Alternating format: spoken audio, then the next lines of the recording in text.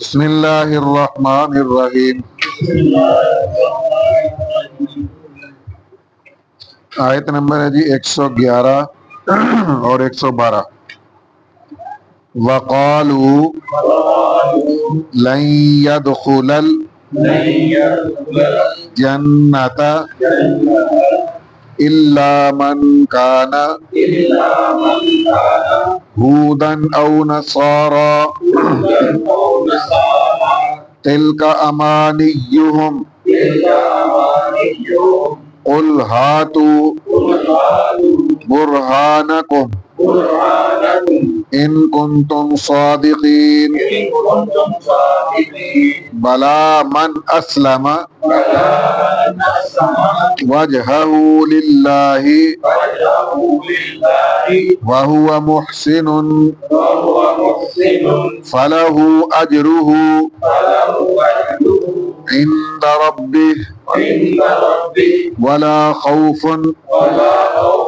عَلَيْهِمْ وَلَا هُمْ يَحْزَنُونَ.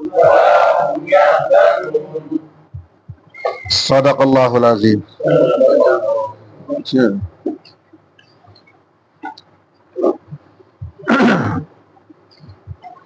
کل کے سبق میں ہم نے پڑھا تھا وَمَا تُقَدِّمُوا لِأَنفُسِكُم مِّن خَيْرٍ تَجِدُوهُ عِندَ اللَّهِ. جو بھی تم نیکی اور بھلائی کا کام عمل کر کے آگے بھیجو گے تو اللہ تعالیٰ تمہیں اس کا اجر دے گا. مفسرین اکرام نے لکھا یہاں کہ نیکی کی قبولیت کی 3 شرائط ہیں. 3 شرطیں پائی جائیں تو نیکی قبول ہوتی ہے، ادروائز وہ نیکی اللہ کے ہاں قابل قبول نہیں ہے. سب سے پہلی شرط ہے ایمان. من عمل صالحا من ذکر او انثى وهو مؤمن. قرآن کریم اللہ رب العالمین نے ارشاد فرمایا کہ جو بندہ بھی نیک عمل کرے گا وہ مرد ہو یا عورت ہو، شرط یہ ہے کہ ایمان والا ہو. وَهُوَ مُؤْمِنٌ. تو پہلی شرط یہ ہے نیکی کی، ہر نیکی کی قبولیت کے لیے کہ ایماندار ہو بندہ. ہو جو مومن نہیں ہے اس کے نیک اعمال قبول نہیں ہیں. کافروں کی نیکیاں ضائع ہیں. اللہ رب العالمین نے قرآن کریم میں کئی جگہ اعلان فرمایا کہ ان کی نیکیاں بیکار اور اکا رہ جائیں گی. وہ سمجھتے ہیں کہ ہم نے بڑی نیکیاں کی ہیں، لیکن اللہ کہتے ہیں کہ فَلَا نُقِيمُ لَهُمْ يَوْمَ الْقِيَامَةِ وَزْنًا.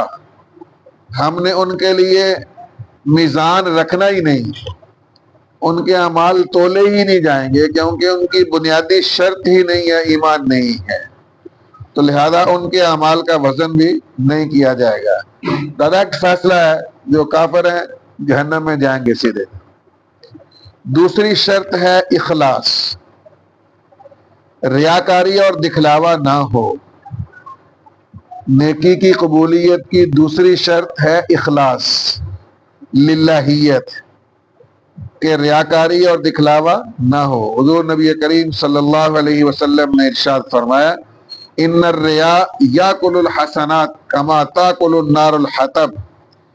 ریاکاری اور دکھلاوا اعمال کو یوں کھا جاتا ہے جیسے جنگل کی خشک لکڑیوں کو آگ جلا کر کے آن کی آن میں راکھ بنا دیتی ہے. تو دوسری شرط یہ اخلاص. اور اس سے آگے وضاحت کے ساتھ فرمایا امام الانبیاء صلی اللہ علیہ وسلم نے من صلی یرائی فقد اشرک ومن صام یرائی فقد اشرک ومن تصدق یرائی فقد اشرک او کما قال النبی صلی اللہ علیہ وسلم.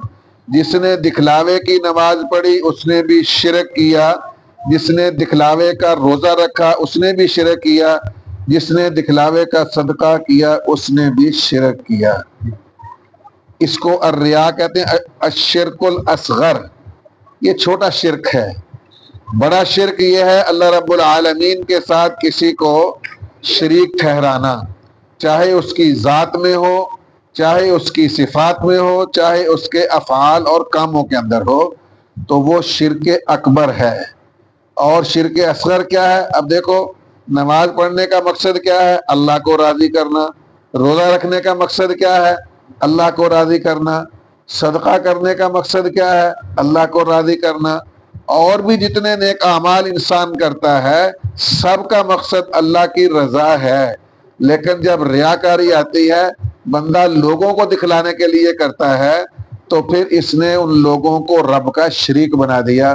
دکھانا تو چاہتا تھا اللہ کو اپنے عمل، اور نیت ہی ہوگی کہ لوگ دیکھیں گے کہ یہ بڑا پکا نمازی ہے، بڑی کمال کی نماز پڑھتا ہے، یہ بڑا جناب خرچ کرنے والا ہے، یہ بڑا روزے دار ہے، یہ صدقہ خیرات بڑی کرتا ہے، تاکہ میرا نام ہو جائے، لوگ مجھے یاد کریں۔ تو لوگوں کو دکھانے کے لیے کر دیا تو اعمال بیکار اور اکارے چلا جائے گا۔ تو دوسری شرط ہے ایمان کے بعد اخلاص اور للہیت۔ اور تیسری شرط ہے نیکیوں کی قبولیت کے لیے اتباع سنت۔ اگر ان میں سے کوئی چیز بھی نہ ہو تو پھر نیکیاں قابل قبول نہیں ہیں۔ اتباع سنت اگر نہیں ہے تو نہ صرف یہ کہ ان نیک اعمال کا ثواب نہیں ہوگا، بلکہ الٹا گناہ ہوگا۔ مثال کے طور پر ایک دو باتیں عرض کر دیتا ہوں۔ سورج نکل رہا ہو یا سورج سر پہ ہو یا غروب ہو رہا ہو، نماز پڑھنے سے منع فرمایا گیا۔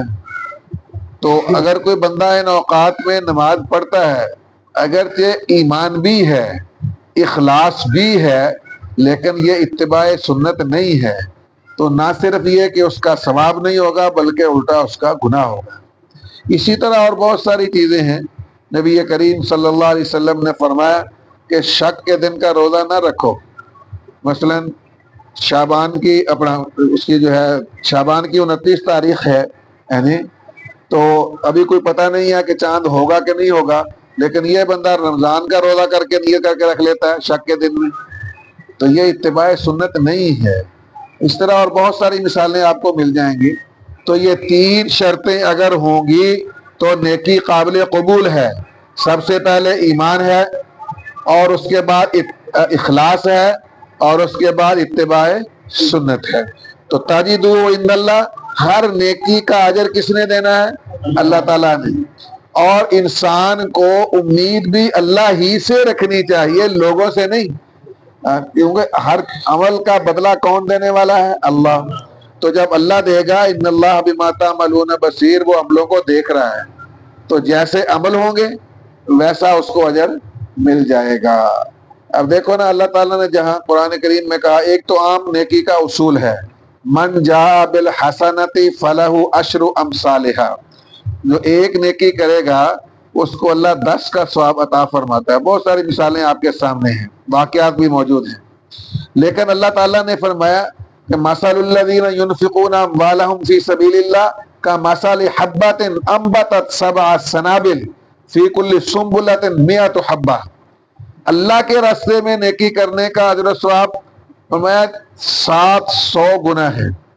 میں ایک گندم کی ایک جو ہے نا بالی اگے، اس کے اندر اوپر 7 ایک ٹہنی پر 7 بالیاں لگیں، اور ہر بالی کے اندر، ہر سٹے کے اندر 100 دانہ ہو، تو یہ 700 ہو گئے۔ اچھا، یہ تو ہے عام اصول اللہ کے راستے میں نکل کر نیکی کرنے کا، لیکن اس سے آگے اللہ نے ایک جملہ فرمایا، واللہ یضاعف لمن یشاء، اللہ تعالیٰ اس سے بھی ملٹی پلائی کر دیتا ہے، دگنا در دگنا کر دیتا ہے جس کے لیے چاہتا ہے۔ اب یہ کس کے لیے چاہتا ہے؟ چونکہ وہ نیتوں کو دیکھتا ہے، انما الاعمال بالنیات، اعمال کا دار و مدار نیتوں پر ہے۔ نیت اچھی ہوگی اور جتنا اخلاص ہوگا، للہیت ہوگی، ہر بندے کا ایک جیسا لیول نہیں ہوتا نیکی کرنے میں، اخلاص میں، للہیت میں، تمام بندے یکساں نہیں ہیں، یاد رکھنا۔ ہر بندے کا اللہ سے اپنا ذاتی تعلق ہے، اور ہر بندے کا اخلاص اپنا ہے۔ اب صرف وہ بندہ جانتا ہے یا اس کا اللہ جانتا ہے؟ تو جب اللہ دیکھ رہا ہے تو واللہ یضاعف لمن یشاء، جس کے اندر جتنا زیادہ اخلاص ہوگا اتنا زیادہ اسے اللہ دگنا در دگنا بڑھاتا چلا جائے گا۔ عام رول ایک طرف ہے کہ عام حالات میں نیکی 10 گنا، اللہ کے راستے میں نکل کر نیکی 700 گنا، لیکن اس سے بھی آگے درجے ہیں، واللہ یضاعف لمن یشاء واللہ واسع علیم، اللہ تعالیٰ تو بڑی کشائش والے ہیں، تو یہ اللہ تعالیٰ دیکھتا ہے، جب دیکھتا ہے تو اجر بھی وہی دے گا۔ آگے اللہ تعالیٰ نے فرمایا کہ جہاں یہ یہودی لوگ جو ہیں اور بہت سارے دعوے کرتے تھے، وہاں ان کا ایک دعویٰ یہ بھی تھا کہ جنت میں ہمارے سوا کوئی نہیں جائے گا، اور یہ ان کی بہت بڑی غلطی تھی، یاد رکھنا۔ اچھا، پھر آپس میں متفق بھی نہیں تھے۔ یہودی کہتے تھے جنت صرف یہودیوں کی ہے، اس کے علاوہ کسی کا داخلہ نہیں ہوگا۔ عیسائی کہتے تھے کہ سب سے اپنا جنت صرف ہماری ہے، ہمارے علاوہ کوئی داخل نہیں ہوگا۔ اللہ تعالیٰ نے وہاں بھی کہا تھا، ان سے پہلے بھی بات گزری ہے، ایک انہوں نے کہا تھا وَقَالُوا لَن تَمَسَّنَا النَّارُ إِلَّا أَيَّامًا مَعْدُودَةً، کہ ہم نے اول تو دوزخ میں جانا نہیں ہے، اگر جائیں گے تو چند دن۔ وہاں ہم نے پڑھا تھا کہ یا 7 دن جائیں گے یا 40 دن جائیں گے یا وغیرہ وغیرہ، جتنے بڑوں نے بچڑے کی پوجا کی تھی، اور یہ دنیا کی عمر اتنے 1000 سال ہے، ہر 1000 سال کے بدلے 1 دن ہم جائیں گے وغیرہ وغیرہ۔ تو وہاں انہوں نے کہا تھا کہ دوزخ میں نہیں جائیں گے، اور یہاں انہوں نے کہا کہ جنت ہماری ہے۔ اللہ نے وہاں بھی کہا تھا کہ اللہ نے تم سے کوئی وعدہ کیا ہوا ہے، تمہارے کسی پیغمبر سے اللہ نے وعدہ کیا تھا کہ جنت تمہاری جاگیر ہے؟ نہیں نہیں نہیں نہیں نہیں۔ اللہ کہتے ہیں تِلْکَ أَمَانِيُّهُمْ، یہ ان کی امیدیں، آرزویں اور خواہشیں ہیں۔ اور یاد رکھنا، جب امت کا رشتہ پیغمبر سے علم و عمل کا کٹ جاتا ہے نا، تو پھر جو امت کی خواہشات ہوتی ہیں وہ عقیدے اور دین کا درجہ جو ہے نا اختیار کر لیتی ہیں، پھر خواہشات چلتی ہیں، پھر دین نہیں چلتا ہے۔ تو یہاں انہوں نے کہا کہ یہودی جائیں گے، عیسائیوں نے کہا صرف عیسائی جائیں گے، اس کے علاوہ جنت میں جائے گا ہی کوئی نہیں۔ اور یہی حالت آج کل مسلمانوں کے اندر بھی در آئی ہے، ٹھیک ہے۔ اور یاد رکھنا، یہ یہودیت والا طریقہ کار ہے، نصرانیت والا طریقہ کار ہے کہ کوئی ایک طبقہ یہ کہے کہ ہم جنتی ہیں بس، اور جنت میں کوئی نہیں جائے گا۔ بھائی جی، لا الہ الا اللہ محمد الرسول اللہ، جب آقا دو عالم صلی اللہ علیہ وسلم فرماتے ہیں من قال لا الہ الا اللہ دخل الجنہ، جس نے لا الہ الا اللہ پڑھ لیا ہے، بعض روایت میں صدقا من قلبہ، دل کی سچائی اور اخلاص سے پڑھا، میں وہ جنت میں ضرور جائے گا میرا امتی۔ تو اس کے لیے اگر ایک فرقہ دعویٰ کر دے، ایک جماعت دعویٰ کر دے کہ جنت صرف ہماری ہے اور جنت میں کوئی نہیں جائے گا، تو یہی یہودیت ہے، یہی نصرانیت ہے۔ اور یہودیت کسے کہتے ہیں؟ اس فرقہ بندی، جو غلط فرقہ بندی ہے، اس نے امت کو بڑا نقصان پہنچایا ہے، یاد رکھنا، بڑا ہی نقصان پہنچا دیا ہے۔ اللہ اکبر۔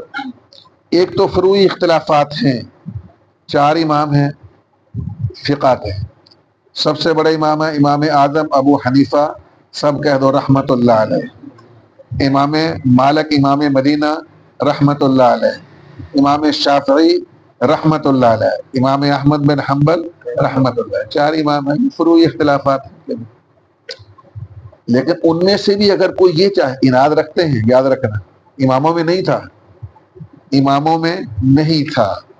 امام شافعی رحمت اللہ علیہ رفع یدین کے قائل تھے، ہاں جی، وہ ان کا گزر ہوا ایک دفعہ امام ابو حنیفہ رحمۃ اللہ علیہ کے مزار اقدس پر، وہاں جاتے ہوئے نماز پڑھی، نہ وہاں رفع یدین کیا، نہ وہاں آمین اونچی کہی، خاموشی سے نماز پڑھ لی۔ جو شاگرد ساتھ تھے انہوں نے کہا حضرت آپ تو نماز ایسے پڑھتے تھے جیسے آج نہیں پڑھی آپ نے، ویسے کیا وجہ ہے؟ تو امام شافعی رحمۃ اللہ علیہ نے استحیی من صاحب ھذا القبر، مجھے اس قبر والے سے حیا آتی ہے۔ تو امام ایک دوسرے کا قدر کرتے تھے، اور ان کے اندر اناد نہیں تھا، بغض نہیں تھا، للہیت تھی۔ ہر بندہ جو مجتہد ہے نا، جب وہ اجتہاد کرتا ہے اسے اپنے اجتہاد پر عمل کرنا لازم ہوتا ہے، اور لوگ اس کی پیروی بھی کرتے ہیں۔ اسی طرح ہمارے ہاں تصوف کے اندر، ہاں جی، یہ چشتی ہیں، یہ سور وردی ہیں، یہ نقشبندی ہیں، یہ فلاں ہیں، ہو سکتا ہے ان کے ماننے والوں کے اندر بھی اناد ہو، اور ان کے اندر بھی ہو سکتا ہے کہ یہ سمجھتا ہو کہ جنتی صرف ہم ہیں، دوسرے نہیں ہیں۔ ہو سکتا ہے 4 اماموں کے ماننے والوں کے اندر بھی یہ اناد ہو کہ کوئی یہ کہتا ہو کہ جنت صرف ہماری ہے، ان کی نہیں ہے۔ اسی طرح اور جتنی بھی ہمارے ہاں طبقات ہیں، کوئی بھی دعویٰ نہیں کر سکتا. ہمارے یہاں کہتا ہے، کوئی کہتا ہے جنت فلاں کی جاگیر ہے، کوئی کہتا ہے جنت فلاں کی جاگیر ہے، کوئی کہتا ہے جنت ہماری جاگیر ہے. ہاں جی، ہم اہل جنت ہیں، ہمارے سوا جنت میں کوئی نہیں جائے گا. بھئی یہودی اور عیسائی بھی یہی کہتے تھے، تو ہمارے اور ان میں فرق کیا رہ گیا ہے؟ اللہ نے وہاں بھی کہا تھا کہ اللہ نے کوئی عہد کیا ہے تمہارے ساتھ، اور یہاں بھی اللہ کہتا ہے آپ میرے محبوب ان سے فرمائیں ہاتھوں برہانکم، ذرا دلیل تو لے کے آؤ. کون سی دلیل ہے تمہارے پاس کہ جنت صرف تمہاری ہے، نہ یہودیوں کی ہے نہ عیسائیوں کی ہے؟ ہاں جی، کوئی دلیل دکھاؤ. کیونکہ دعویٰ بغیر دلیل کے قابل قبول ہے نہیں ہوتا. ہاں، قانون میں گنجائش ہوتی ہے. دیکھو ہمارے ہاں یہ جو فروعی اختلاف ہے ائمہ کرام کا، یہ ایسے ہی سمجھے فوجداری قوانین ہمارے ملک میں چلتے ہیں. ایک قانون کے تحت ایک جج ایک ملزم کو سزائے موت دے دیتا ہے، اور دوسرا جج اسی قانون کے تحت اس کو بری کر دیتا ہے. کبھی کسی نے کہا کہ جج بے وقوف ہے؟ نہیں کہا نا. ایسے ہی اور بہت ساری مثالیں موجود ہیں. تو جب دنیا داری کے اندر ہمارے یہاں تو نہیں ہوتا، تو دینداروں کو ٹارگٹ کیوں کیا جاتا ہے کہ یہ ایک امام کا ماننے والا ہے دوسرے کو کہتا ہے غلط ہے؟ ہاں جی، ایک تصوف کے درجے میں آنے والا دوسرے کو کہتا ہے غلط ہے، یا ایک فرقے والا دوسرے کو کہتا ہے وہ سارے غلط ہیں. ہاں جی، دنیا داری میں ہم نہیں کرتے. میں نے کہا کوئی ججوں کو بے وقوف نہیں کہتا، قانون وہی ہے. آج کل بھی اتنے کیس لگے ہوئے ہیں، آپ کو پتا ہے کہ آپ دیکھیں کہ چلیں کہ وہ ایک جج سزا دیتا ہے دوسرا ختم کر دیتا ہے. قانون وہی ہے، اس کے تحت یہ تو کوئی نہیں کہتا ہے. تو بھائی شریعت کے اندر بھی ایسے ہی ہے. دیکھو منزل ایک ہے، راستے مختلف ہیں. ایک بندہ کہتا ہے میں نے لاہور جانا ہے، ایک سیدھا جیل روڈ سے چلا جائے. ہاں جی، ایک جناب ادھر سے جا کے نئی موٹر وے بنی ہے اب سیالکوٹ، ادھر سے چلا جائے امنا آباد. ایک آگے جائے کالا شکاکو سے چلا جائے. ہاں جی، کسی اور راستے سے چلا جائے. تو جانا کہاں ہے؟ لاہور جانا ہے. تو سارے پہنچیں گے نا وہاں. ہاں، کسی کا رستہ لمبا ہو جائے گا، کسی کا رستہ چھوٹا ہو جائے گا. تو جب یہ ہے کہ منزل سب کی ایک ہے، اور الحمدللہ جس نے بھی کلمہ پڑھا ہے ہر ایک کے متعلق حسن ظن رکھنا چاہیے کہ یہ میرے پیارے نبی کا امتی ہے، اس کے دل میں نور ایمان ہے، میں اس کا احترام کرتا ہوں. اور انشاءاللہ جس نے بھی صدق دل سے لا الہ الا اللہ پڑھا، عقیدہ اس کا درست ہوا اور نیک اعمال اس نے کیے، اللہ کی رضا کے لیے کیے، وہ جنت میں ضرور جائے گا، کیونکہ منزل سب کی ایک ہے. تو اگر کوئی بندہ یہ کہے نہیں جی میں جا رہا ہوں جیلی روڈ سے، سیدھا راستہ صرف یہی ہے، اور کوئی بندہ لاہور جا ہی نہیں سکتا، نہیں، تو ایسی باتیں زیب نہیں دیتی امت کے اندر، اور نہ ہی کرنی چاہیے. امت کے اندر تفرقہ پیدا ہوتا ہے، امت کا شرازہ بکھر جاتا ہے، امت پناہ نہیں رہتا ہے. یہ ٹولیاں بن جاتی ہیں، فرقے بن جاتے ہیں، گروہ بندی آ جاتی ہے. ہاں جی، امت نہیں رہتی ہے. اور امت کیا، آپ دیکھو نا، یہودی جو تھے انہوں نے اپنی کتاب کو بھی نہیں مانا، آپ نے پڑھا منزل من اللہ ہونے کا انکار کر دیا، اور پھر اپنے نبیوں کی باتوں کو بھی نہیں مانا. عیسائیوں نے بھی نہ اپنے پیغمبروں کی باتوں کو مانا اور اپنی انجیل کو بھی نہیں مانا. 4 انجیلیں مشہور ہیں ہمارے یہاں. ہاں جی، یہ لوقا ہے، متی ہے، برکس ہے، یوحنا ہے. اور جو اصل حضرت عیسیٰ علیہ السلام کے صحابی کی جو ہے نا وہ انجیل ہے، انجیل برنباس، اسے مانتے ہی نہیں، کہتے ہیں اس کی ہے ہی نہیں ہے. تو اسی طرح مشرکین مکہ ابراہیمی کہتے تھے اپنے آپ کو، لیکن ابراہیم علیہ السلام کے دین پر نہیں تھے. تو اگر کوئی بندہ دین کا دعویٰ تو کرے لیکن دین پر نہ چلے. جب میں نے عرض کیا نا ایک جملہ کہ جب نبی سے علم و عمل کا رشتہ کٹ جاتا ہے تو پھر دین غائب ہو جاتا ہے، پھر خواہشات جو ہوتی ہیں وہ امت کا عقیدہ اور دین بن جاتے ہیں. تو اللہ تعالیٰ ارشاد فرماتے ہیں وَقَالُوا، اور انہوں نے کہا لَن يَدْخُلَ الْجَنَّةَ، نہیں ہرگز نہیں داخل ہوگا جنت میں، الا مگر من وہ شخص کانا جو ہے ہودن یہودی او نصارا، او کا معنی یا عیسائی ہو، مسیحی، یا یہودی ہو یا عیسائی ہو. اچھا، اور آپس میں بھی آگے آ رہا ہے، یہ کل کے سبق میں ہم پڑھیں گے کہ اتنی مخالفت اور ضد پہ آ گئے کہ یہودیوں نے کہا کہ عیسائی بے دین ہے، اور عیسائیوں نے ضد میں آ کہا کہ یہودی بے دین ہے. اللہ کہتے ہیں حالانکہ وہ ہم یتلون کتاب، دونوں اہل کتاب ہیں. جب ضد آتی ہے، مخالفت آتی ہے، تو مخالفت میں آ کر کے پھر بندہ جو ہے اپنی حدود جو ہے ان کو کراس کر جاتا ہے. ایسا نہیں چاہیے رویہ. اللہ کہتے ہیں تلک امانیہم، یہ ان کی خواہشات ہیں. قل، آپ فرما دیں ہاتو برہانکم، لاؤ اپنی دلیل، ان کنتم صادقین، اگر تم اپنے دعوے میں سچے ہو. لیکن کوئی دلیل ان کے پاس موجود نہیں ہے. ہاں اللہ کہتا ہے تم تو کہتے ہو نا کہ وہ جائے گا جو یہودی ہے یا عیسائی ہے. اللہ کہتا ہے او میں بتلاتا ہوں جنت میں کون جائے گا. ہاں اللہ تعالیٰ نے فرمایا بلا، ہاں کیوں نہیں. یہ بلا حرف ایجاب ہے اور اپنے سے پہلے والی بات کی نفی کرتا ہے. بلا جہاں بھی قرآن میں آئے گا من اسلم، جس نے جھکا دیا، تابع کر دیا، وجہہ، اپنا چہرہ. یہاں چہرے سے مراد اس کی ذات ہے. یعنی اللہ تعالیٰ کے لیے بھی آتا ہے کل شیء ہالک الا وجہہ، ہر چیز فنا ہو جائے گی مگر اس کا چہرہ یعنی اس کی ذات باقی رہے گی. کل شیء ہالک الا وجہہ، تو وجہ سے مراد اس کا سارا وجود ہے.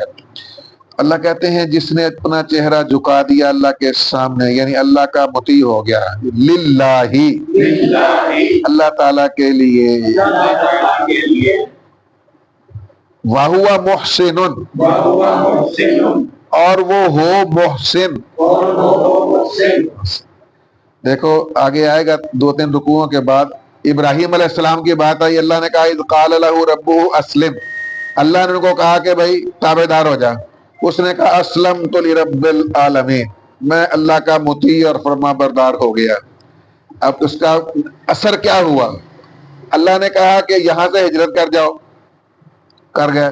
وہاں گئے، اللہ نے کہا بھی بچے کو یہاں چھوڑ دیں، وادن غیر ذی زرع، بالکل جنگل بے آب ہو گیا جنگل کے اندر. یا اللہ چھوڑ دیا. ہاں جی میرا گھر بناؤ، یا اللہ بنا دیا. بیٹے کو ذبح کر دو، یا اللہ کر دیا. یہ ہے اسلام. اللہ کہتا ہے جنت میں وہ جائے گا بلا من اسلم وجہہ للہ، جس نے اپنی ذات کو اللہ کے حکم کا مطیع اور فرما بردار بنا دیا، جو اللہ کے سامنے بچھ جائے اور اللہ کی کسی بات کا اور کسی حکم کی مخالفت نہ کرے، وہ جائے گا جنت میں. اللہ کہتا ہے جی. اور دوسری بات فرمائی وَهُوَ محسن، اور وہ محسن ہو. اچھا محسن کسے کہتے ہیں بھائی؟ محسن کا لفظی معنی ہے نیکی کرنے والا یا احسان کرنے والا. آپ پتہ ہے کہ وہ جو جبریل علیہ السلام آئے تھے ایک دیہاتی کی شکل میں اور آ کر کے سوالات کیے تھے، ان میں ایک سوال یہ بھی تھا یا رسول اللہ فرمائیے مل احسان، احسان کیا ہے؟ پہلے ایمان پوچھا، احسان کیا ہے؟ تو نبی علیہ السلام نے فرمایا تھا کہ ان تعبد اللہ کأنک تراہ، تم اللہ کی عبادت یوں کرو گویا اپنی آنکھوں سے اللہ کو دیکھ رہے ہو. فَإِن لَمْ تَكُنْ تَرَاهُ، اگر یہ درجہ تمہیں حاصل نہیں ہے احسان کا تو کم از کم اتنا خیال کر لو فَإِنَّهُ يَرَاكَ، وہ اللہ تو تمہیں دیکھ رہا ہے. اسے کہتے ہیں احسان. وَهُوَ محسن، عقیدہ بھی درست ہو، ایمان ہو، عقیدہ درست ہو، اخلاص و للہیت ہو، اور اعمال صالحہ کا الا الذین آمنوا وعملوا الصالحات، وہاں دونوں باتیں کہیں، اور اللہ کے لیے عمل کرنے والا ہو. تو فرمایا وہ احسان کرنے والا بھی ہو، نیکی کرنے والا ہو صرف اللہ کی ذات کے لیے، اللہ کو راضی کرنے کے لیے. ہاں جی، اور یوں ہو جیسے اللہ کو اپنی آنکھوں سے اللہ کا دیدار کر رہا ہے. اور اگر یہ نہیں تو کم از کم یہ تو کر لے کہ اللہ مجھے دیکھ رہا ہے. میں مثال دیا کرتا ہوں، آپ کسی کو مزدور لگائیں گھر میں تعمیر کے وقت، جب مالک سامنے ہوتا ہے تو اس مزدور کے کام کرنے کی ہاں جی طرز رویہ اور ہوتا ہے. ہاں جی وہ 10 اینٹوں کے بجائے 12-14 بھی اٹھا کے لے جائے گا آپ کے سامنے. اور مالک باہر جائے، ہاں جی دابڑا پر سیول لا کے سوٹا لگ رہا ہوتا ہے، بیٹھے ہیں گپاں لگ رہی ہیں مستری اللہ اللہ خیر کرنا. کیوں؟ مالک کے سامنے وہ کیوں کرتا ہے کہ اس نے شام کو اس سے اجرت اور مزدوری لینی ہے، اور ہم نے عبادتوں کا اجر کس سے لینا ہے؟ اللہ سے. تو جب ہمارا نظریہ یہ ہوگا کہ میرا اللہ مجھے دیکھ رہا ہے تو پھر کام کا انداز اور ہوگا، اور جب وہ عمل نکلے گا ہمارے جسم سے پھر وہ اللہ کی رضا کے لیے ہوگا کہ میرا اللہ مجھے دیکھ رہا ہے. تو اس لیے فرمایا بلا، ہاں ہاں کیوں نہیں. میں بتاتا ہوں جنت میں کون جائے گا. من اسلم، جس نے جھکا دیا ہو، جس نے مطیع اور فرما بردار کر دیا ہو، وجہہ، اپنی ذات کو، للہ، اللہ تعالی کے لیے، وَهُوَ مُحْسِنٌ، اور وہ محسن بھی ہو، فَلَهُ، بس اس کے لیے، اجرہ، اجر ہے اس کا، عند ربہ، اس کے رب کے ہاں. پھر اجر اللہ کے ذمہ لازم ہو جاتا ہے اگر ان ساری شرطوں کے ساتھ ایمان ہو، اخلاص و للہیت ہو، اور اتباع سنت ہو. ولا خوف، اور کوئی خوف نہیں ہوگا، علیہم، ان پر، ولا ہم یحزنون، اور نہ ہی وہ غم کریں گے. کیا مطلب؟ جو اعمال انہوں نے کیے ہیں، آنے والے وقت میں کوئی خوف نہیں ہوگا، کیونکہ ان کا ایمان ہے کہ ہم ایمان کے ساتھ، اخلاص و للہیت کے ساتھ، اتباع سنت کے ساتھ الحمدللہ عمل کر کے جا رہے ہیں، اور ہمارا ٹھکانہ انشاءاللہ جنت ہوگا. تو وہاں ان کو آنے والے کسی چیز کا خوف نہیں ہوگا، اور نہ ہی دنیا میں جو کر کے جا رہے ہیں اس پر کوئی غم ہوگا. صدق اللہ العظیم. الحمدللہ رب العالمین.